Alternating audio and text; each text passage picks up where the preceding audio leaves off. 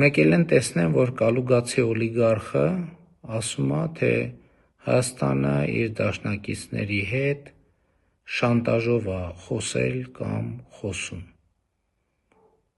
Այսինքն, երբ Բելարուսի նախագահը պատմում էր, թե ինքը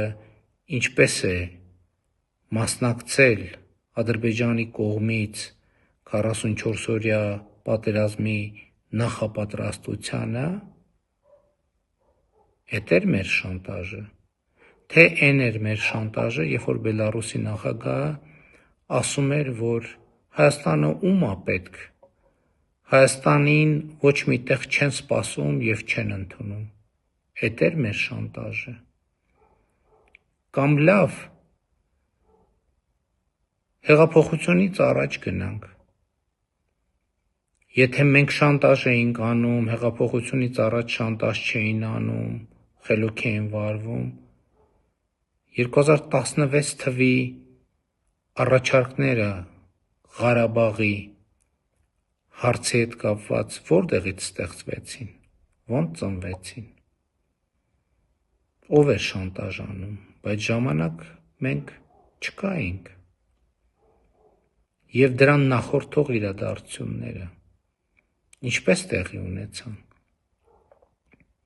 Բա վերադառնալով 2022 թվականին,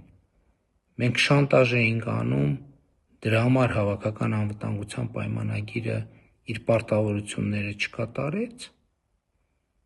Լավ, մենք շանտաժ էինք անում, բայց 90-ականների սկզբին, երբ որ Արծվաշենը ընկնում էր, նոր պարզվեց, ՀԱՊԿ-ը նույն պատասխաններն ա տվել, բա այն ժամանակ ով էր շանտաժ անում։ Եվ հիմա պետք է հասկանալ, կալուգացի օլիգարխը ում կողմից է ընդհանրապես, և այս հարցին պետք էր անդրադառնալ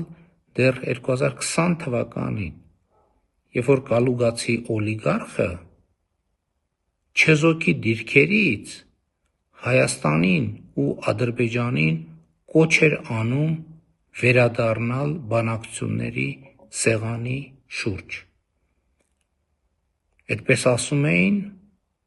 Հայաստանին օտար մարդիկ, օտար գործիչները, օտար սուբյեկտները, բա սրա պատասխանը ինչի՞ չի հնչել մինչև այսօր։